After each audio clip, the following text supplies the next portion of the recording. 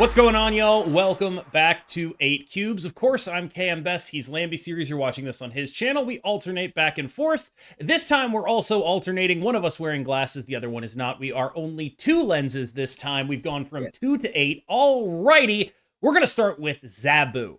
Zabu was recently, I guess the right way to say it would be, completely obliterated out of existence by the most recent Marvel Snap patch. He now is a 2-3 with an on-reveal ability that discounts 4 drops the turn after he's played. This has made him something along the lines of completely unplayable, very, very bad, worse than Psylocke. I'm really just quoting things from my comments at this point. This is just what everyone is saying about the guy right now.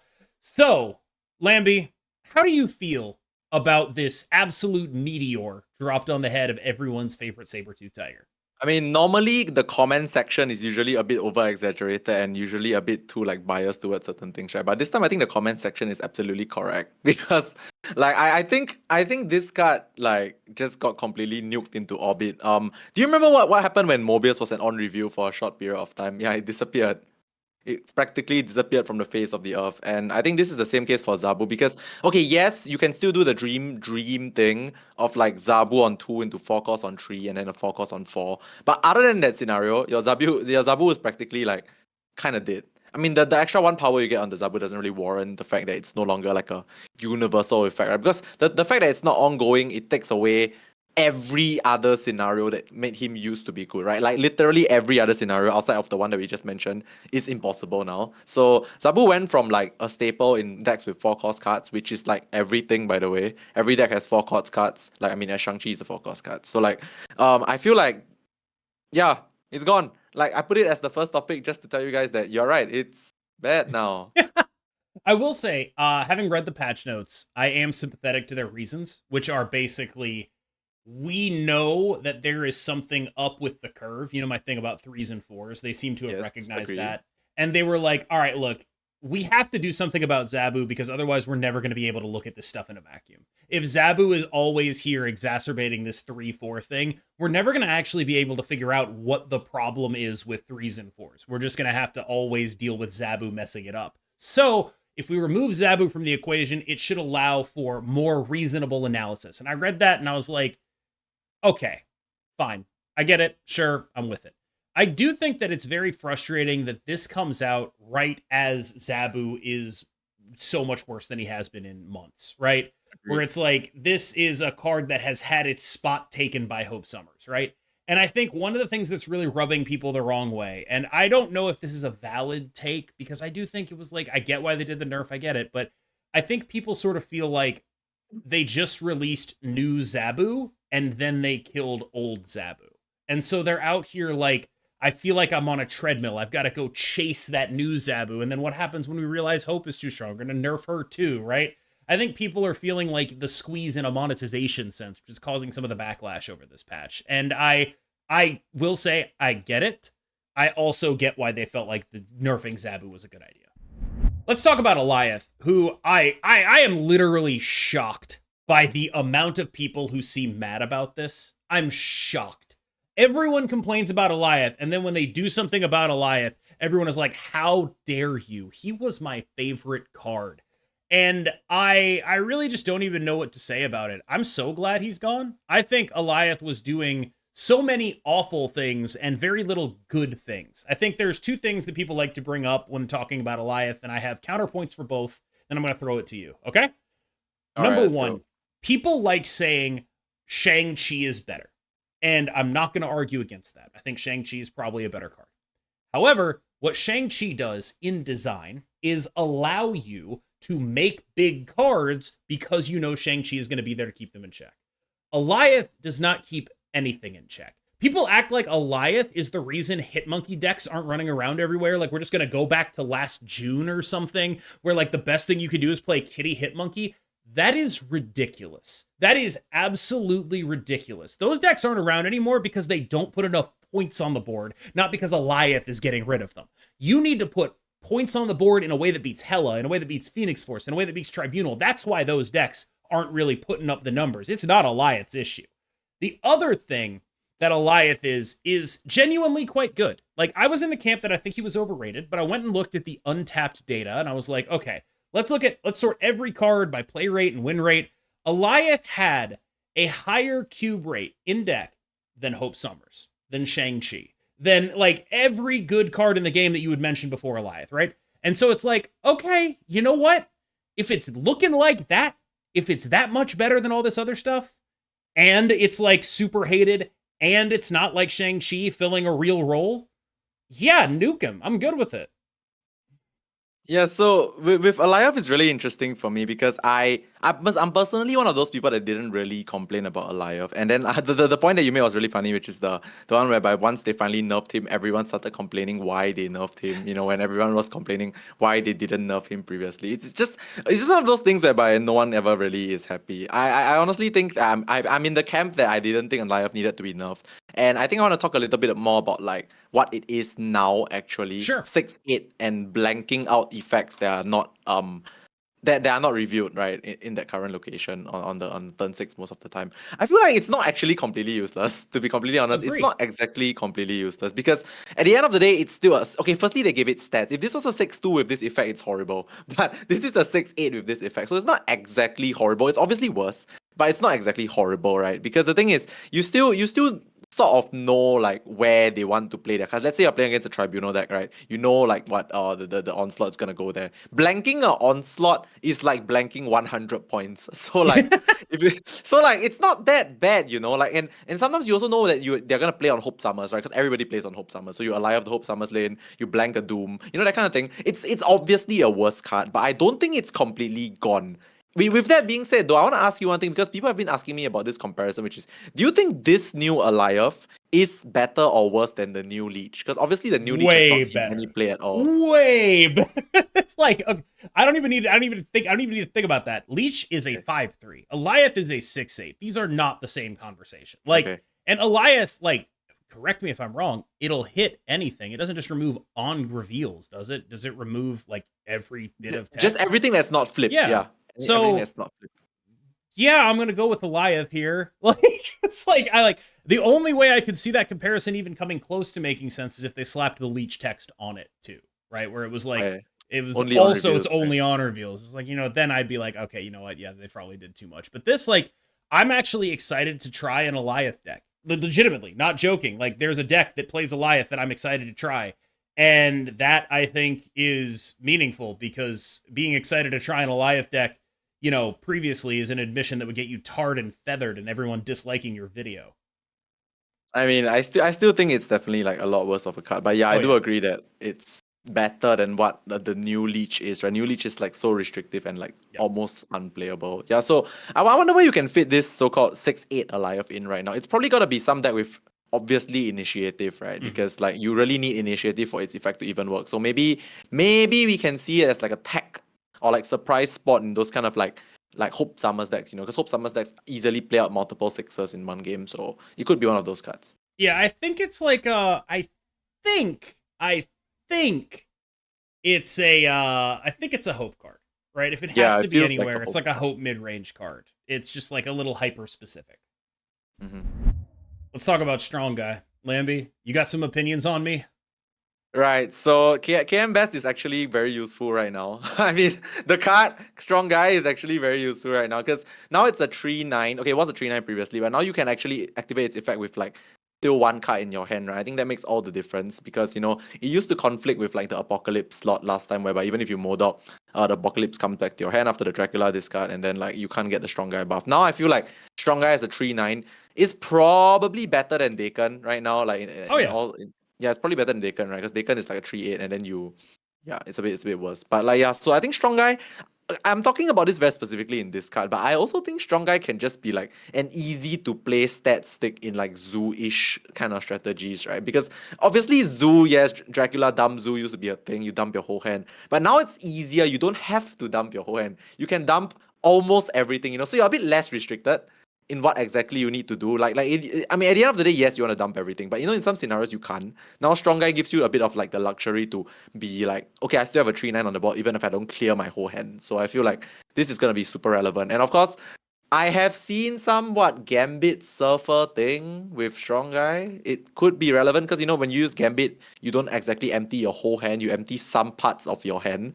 So it could actually be relevant. Just that, of course, I'm not very big on the whole surfer thing, but I've heard of talks and seen some people try it. I will say about Strong Guy that I think it does two things. One is it throws into question what the basic Apocalypse discard build should be, because I think it's very hard to play Strong Guy in the same deck as As Corvus Glaive Helicarrier, right? Helicarrier, right? Yeah. It's very hard to do that. And that means that you end up in a situation where the deck becomes a little bit less high rolly, a little bit more consistent, but is that actually worth the trade-off? Because it is kind of just like +1 power from a Dakin, right? Like it's not that much better than what was already going on there. And sometimes Dakin made up that power by like giving a point of power to Collector or whatever, right? I do think it is better than Dakin most of the time. I just wonder if it's ever actually going to be worth getting rid of Corvus Glaive Helicarrier in that deck. What it does do is bring the budgetized version of that deck closer to the non-budget version, though, right? Because now I think it's very close between the deck with Corvus and the deck without Corvus. And if the replacement for Corvus is like literally Strong Guy, I mean, you're in a pretty good spot, right? Like Corvus Glaive Helicarrier, that's a package. I think if you don't have Corvus Glaive Helicarrier, now your replacements are very clearly you're going to play Strong Guy and you're going to play Lady Sif or Colleen Wing, whichever one you were cutting, right? Lambie, you're a Sandman enjoyer now? Yes, I am a superb Sandman enjoyer. Actually, it's not even just now. I always love Sandman. It's just that like I try to play it, and some people like to play Destroy in every meta and hope it works out. Yeah, I'm the guy that likes to try making a Sandman deck in every meta and hope it works out. Usually it doesn't, but now it does. I feel like Sandman is in a very interesting spot because yes, it did really get changed. I don't want to call it a nerf. I want to call it changed because it used to be 5-4 ongoing. Everybody only can play one card per turn. Yeah. Now it's 5-7 on reveal. Everybody only can play one card on the next turn, which is a bit different because now in ramp you really don't want this card because it's a 5-4 that you're supposed to play a 5 cost card on turn 4, but you don't want to play this on turn 4, right? Because that's like defeating the purpose. So I feel like with the additional stat buff and the reason to play this card only to like stop turn 6, I feel like you play this in like a mid-rangey kind of shell whereby you dump stats on the board, then you lock them out with Sandman on 5 into something huge or leader on turn 6. That's what I'm going for right now currently. I feel like it's actually quite a big boost to like the Leech Leader style decks, which is the mid-range decks. I call it the Leech Leader style decks because like Dara made this whole like concept famous like way back, and then I think now it's like resurging a little bit because you just go some stats, you play Sandman on 5 and then you leader or Red Hawk on turn 6, right? So I feel like it's way better in this style of like mid-rangey deck right now because you really only want to play it on 5. And before turn 5, you just want to play a lot of stuff so that your Sandman gives you like initiative or you're like a little bit ahead so you can close out with like the leader. So yeah, I think this deck I have a build for this which I posted on Twitter, which I don't think it's like strictly the best build, but I just think like the idea of going Sandman into leader, Sandman into Red Hawk is very, very strong, especially if you're not actually really losing on the board before that. I think you're right. I just think it's aimed at the wrong direction for what I'm trying to target in my Hope Summers decks right now. Like what you're doing by playing Sandman Leader in there is saying, I'm winning mid-range mirrors. I'm winning all of them. All those pseudo mirrors, I'm winning them all. But it's like, okay, you're still probably losing the pseudo mirror to Loki because, that card exists, right? And they play it on 4 and you're just like, oh, okay, I guess I die. And you're really only beating the other silky smooth players, right? With that, like that's what's happening. You're beating other silky smooth players. And my worry is the decks I specifically want to beat when I'm trying to do something. I want to beat Loki. I want to beat Hela. I want to beat Phoenix Force, and I want to beat Tribunal. And I like you're right that it's a good concept because in a different metagame, I think that could be the best deck in the game. I legitimately do. Like there's a world where it's like if that is what the metagame is about, that is a really good thing. And it should be remembered for when next time the metagame is super meta, like inbred mid-range stuff. I just there's too much scary combo shit out there for me to want to play it. Yeah, I mean, there is one more thing we can look at as well, which is like I feel like yes, Sandman does do a lot against the mid-range stuff. So one thing I've been thinking about as well, because I know the combo decks are like going crazy right now. There is a world that we can fit a Cosmo in there. I haven't figured out how yet, but like Cosmo in there would be really insane, right? Like of course, if you have priority and then you can like snipe like I don't know a Hela combo or something like that. Someone emailed me a deck with Jean Grey in it, and that got me thinking too. Email. Yeah, email to my business email, a deck with Jean Grey in it. They were like, I just hit top 500. Here's the Jean Grey deck. And it's like, no one ever emails me anything. So it was very cool.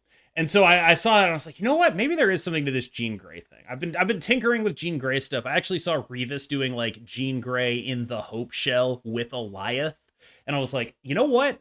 You could talk me into that. Like, that's doing the same thing, the same like Sandman Jean Grey thing, but it's saying I'm targeting this at beating Hela, at beating Tribunal. It's targeting it much harder at that. I don't know if it's worth giving up what you're giving up, but it's sort of the same thing you were doing with Sandman, but aimed at the other side of the metagame. If that makes sense. Yeah, actually, it's possible to play an Alioth in just the shell that I'm currently playing, like the whole Leech Leader shell instead of like not Leech Leader, Sandman Leader shell, and then just play a play another one of those like Alioths in there. But I don't know, I've not tested it out yet. I do want to try though. I mean, I actually am quite excited to try 6/8 Alioth as much as you. Sandman is like a legitimately interesting card in these decks now. I think like he's genuinely going to be a mid-range mirror winner, especially if like a lot of people playing Kitty. So let's talk about the combo decks we were alluding to. Phoenix Force, Hela, Tribunal. Oh my god.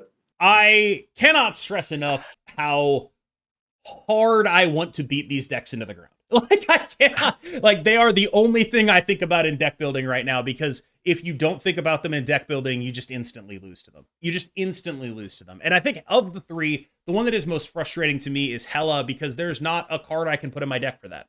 If I want to beat Phoenix Force, I can put Shadow King in my deck, I can put Armor in my deck, I can put Cosmo in my deck. I can't put anything in my deck for Hela. That is an actual, like, oh, I'm going to win now. I can put stuff in the game that'll let me, like, maybe 50-50 or 33% it, but I cannot put an actual card in my deck that beats Hela. And that is something that does bother me, I think, a pretty significant amount when it comes to how that deck is playing right now. Yeah, currently the only thing you can really do, okay, I wouldn't say only thing, I think there's like two things that you can cope with versus Hela, which is firstly, like I mentioned previously, the Cosmo. But the thing about the Cosmo is you actually have to come down on turn 6 while you have priority, because they'll just play it off the Cosmo location if you play the Cosmo too early, right? So, I mean, obviously the Cosmo can hit Corvus, but that's one other thing, which is not that great anyway. I mean, it's not that great because the Hela is still live, reviving other things in the future anyway. But yeah, so another thing is, of course, we keep talking about this 6/8 Alioth, right? I feel like if you are playing an initiative based deck, 6/8 Alioth is, I guess, a bigger Cosmo if you think about it. Right? Yes. I mean, it's still choosing the right collision. At the end of the day, it's still about choosing the right location. So to snipe the hell out of That's why I was talking about the Jean Grey Alioth thing, right? Yeah, They can only play it there. True. Plus, it's also one of those things whereby if they play Corvus on 5 and they know what's up, they might just Hela on 5, sorry. If they Corvus on 3 and then they Hela on 5 and then you're just like, oh, wait, my Alioth on 6. There's a little bit of that. So yeah, I think Hela is really one of the combo decks that is really very difficult to counter right now. Phoenix Force, like you said, so many tech cards can counter it. Tribunal, literally Enchantress destroys the deck. So I guess you can hedge against some of these, but can you imagine if you play things like Shadow King, Enchantress, Alioth / Genius? Then what is your deck? Like if you play all these things in your deck, then what is your deck? And how do you beat Silky Smooth ever? How do you beat how do you beat pool 1 Dino deck, man? Like, honestly. But we have Enchantress. That's how we fine, we have Enchantress. Yeah, but my point is, like, if you really want to hedge against everything, you are effectively hedging against nothing as well, because anything that's not combo will destroy you. And I mean, that being said, I think our next topic is kind of interesting, because that deck is actually something that's legitimately good for a specific purpose. Yeah, speaking of hedging against something and then letting everything else destroy you, Lambie wants to talk about Zemo Mill. Yes, so this deck, I said it on a few different streams before. I remember specifically on Felicity's stream, I was there, I said something, which was, this deck is cute. But my definition of cute, which is, it looks like interesting, it looks good, but it's just that. It doesn't win. It just looks like it can do something, but it never does anything. And this is very relevant specifically against like non-combo decks, because versus non-combo decks, like stealing random pieces of cards from their deck, milling random pieces of cards from their deck, it doesn't really matter because they don't need every single piece to function, right? That's the point of a mid-range stats-based deck. They just put stuff there, and it doesn't really matter what the stuff is. As long as they get to put stuff on curve, it's fine. So the Zemo Mill deck doesn't really hurt there. But one thing the Zemo Mill deck may find like joy in this current meta is like it obliterates it's weird to say this, but it obliterates Tribunal because you literally can burn anything. You burn the Iron Man, you burn the Tribunal, you burn the Onslaught. Burning the Onslaught is literally minus 100 points from the deck, which is crazy. So like you can literally like mill or steal anything of size, and like the deck just doesn't function anymore. For Phoenix Force, obviously you hit the Phoenix Force, that's it. You hit the multiple man, it hurts. You hit a destroy effect, it also hurts, right? Or you just use the Yondu to like blow up something irrelevant into their Phoenix Force turn, and they have to go for a 50-50 there and there. So like this deck is so weirdly bad versus normal decks, but it's so weirdly good versus the decks that the normal decks cannot beat. So like I don't know what to feel about this, because like this deck doesn't actually have a win condition except stealing your opponents, and like it works versus combo decks, yeah. We've invented the Thief Priest. Oh yeah, I wanted Marvel to say this is Snap. Thief Priest in Hearthstone, yeah. Yeah. No actual win condition, but None. somehow they just make sure yours doesn't We're exist. playing Tess Greymane or something. I don't know. Thief Rogue. Mind Render Elucia, yes. Ah, yeah. Yeah. Let's talk about emotes. I know we don't typically cover monetization on this topic, but enough people have been asking, like, KM, what do you think about these 2,200 gold emotes? And I gotta be honest with you. You can be mad at me. Don't do it in Lambie's comments, but you can be mad at me. I don't care. They're a cosmetic. There is no such thing as a reasonably priced cosmetic. Like, everything leveled at the description of these emotes is like, oh, it's just a PNG. Yeah, dude, you're paying 700 gold, which is $10 for a variant. You're paying 1,200 gold, which is like $15 to $18 for another variant. Like, these are never reasonably priced. Cosmetics in Marvel Snap are drastically inflated. And frankly, I think one of the things that Marvel Snap is really good at is making you feel like cosmetics are worth purchasing anyway. Am I going to buy any emotes at 2,200? No. Why? I don't use emotes. Of course I'm not going to buy that. But the idea that it's like, there's this thing that happens all the time where people are like, you know, if only they set this at the price point that I would pay for it, I'm sure everyone would buy it, right? And like, I see that a lot, and it's just like, you know what? I don't know if that's true. Maybe they're overpriced. Maybe they're not. Maybe all cosmetics in this game are overpriced. I can tell you that that is the last thing I'm going to get mad at Marvel Snap for. I promise you, I will never care about the price of cosmetics. I promise you that. That is my solemn word. When cards start getting more expensive, then I'm mad. Agreed. I honestly think that this is a very interesting topic and something that I want to talk about, because like I honestly feel like but what you mentioned really hit the nail on the head, which is like cosmetics are just meant to be what it is, right? It's not meant to be like worth it, you know, because it doesn't do anything. It doesn't actually do anything, but like it's more of it's the most, you know, the phrase more of a want than a need. Cosmetics are literally more of a want than a need, right? So if it's a want and like the SD knows that like people will want to pay for these, and then they've probably done their own market research and like say that okay, this price points people will still buy. I'm pretty sure this 2.2k is something that they came out with knowing people will still buy it if they like it. Like if you don't like it, no matter what the price is, you won't. But even if it's 500 gold, even you don't want to use emotes, you don't want to buy emotes, you probably won't buy it anyway. But like 2.2k to the people that want the emotes, they will think a bit and then be like, yeah, I want to buy it, and they'll just buy it anyway. So I feel like it's not meant to be like worth your while to buy emotes. It's just a thing that like if you want it, sure. And like on that note, I am very tempted to buy this because I use a lot of emotes. I'm totally opposite of KM. I see the miss minutes emote and I'm like, can you imagine me pressing that button when my opponent is dropping? Oh my god. Emotional damage, man. But no, I think of stuff like that. It's just for fun. But like, yeah, you know, so my point is that like these emotes, I feel like at the end of the day, if you really want to buy it, right, even if it's like plus minus a bit off the actual price tag, you will still buy it. That's my standpoint. And even if you don't like to buy emotes, even if it's plus minus a few hundred gold from this price point, you still will not buy it. Yeah, I wouldn't buy this at 1,500. I wouldn't buy this at 1,000. I wouldn't buy this at anything. It's not for me. Okay, but like of course, if it's drastic like 100 gold, then that's different. Maybe. But like it's like you get what I'm trying to say. Like if there's like a slight discount, if you don't like this kind of stuff, you won't buy it anyway. You know. Yep. So. That's pretty much where I'm at with it. One of the things I've been thinking about a lot is like I have a gold chain, right? It's just like a simple Cuban link chain, like 5mm, but it's not actually gold. It's gold plated, right? And to get an actual gold one would cost me like thousands of dollars more. Yep. But you can't tell the difference, so why would I do that, right?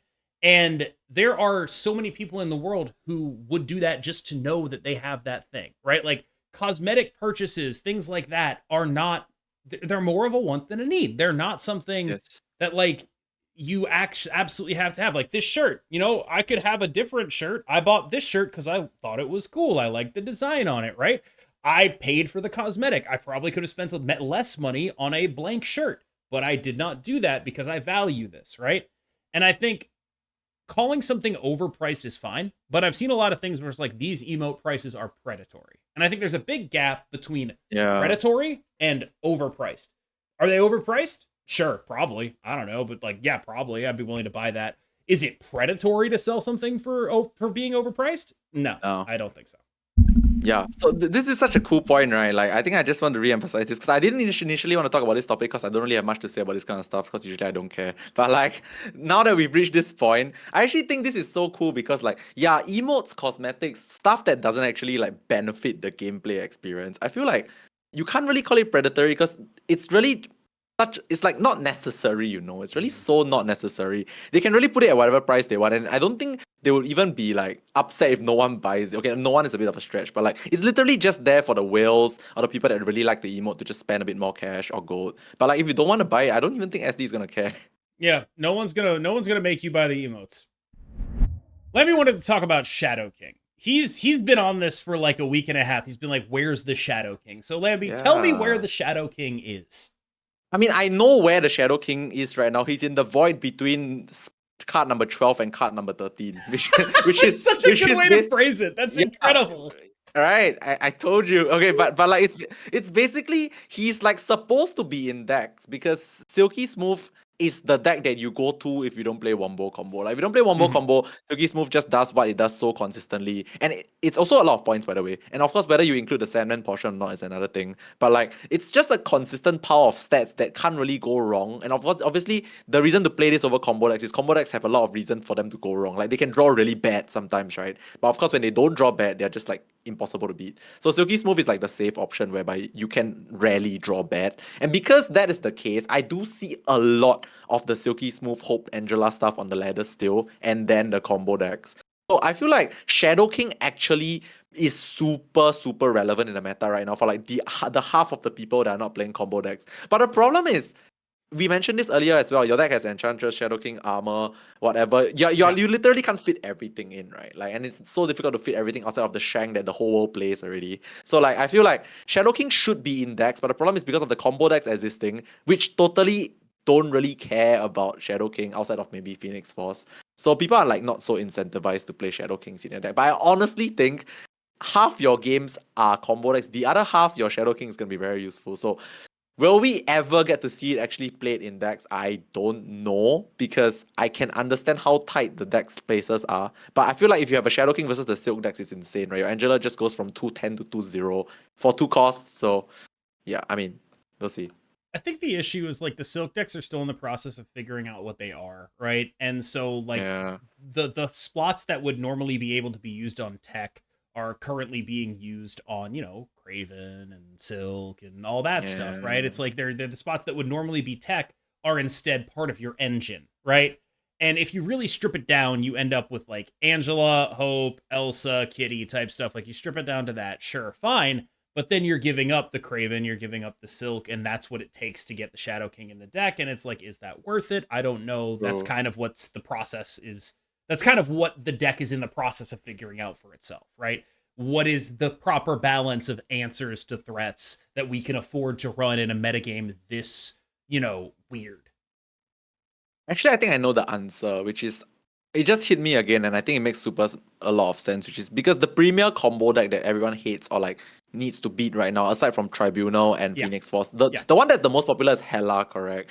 I feel like if the most popular combo deck is like Phoenix Force instead of Hela, these normal stats decks will play the Shadow King because there's like one more avenue for your Shadow King to do something, right? But the problem is like the moment you queue into a combo deck that's not like Hela, not like Phoenix Force, which is usually Hela, the Shadow King just sits there and does nothing, right? So I feel like it really I think there needs to be like maybe a small shift in the combo deck direction, which more people play Phoenix Force, then people will be incentivized to play the Shadow King also for the Angela and then also the Phoenix Force. But currently, I mean, your Shadow King is just looking horribly mediocre and stuck in his void versus Hela. Yep. And on that bombshell, it's time to end. Thank you so much for watching. I hope you managed to make it through my like minute and a half Alioth rant at the beginning there. It's longer than what I like to do in typical 8 Cubes episodes. So if you did make through it, thank you. I really appreciate it. Lambie, take us out. Thank you guys for being here once again. We will see you on the next one on KM's channel. Do like, comment, and subscribe on this one. See you next time. Bye-bye.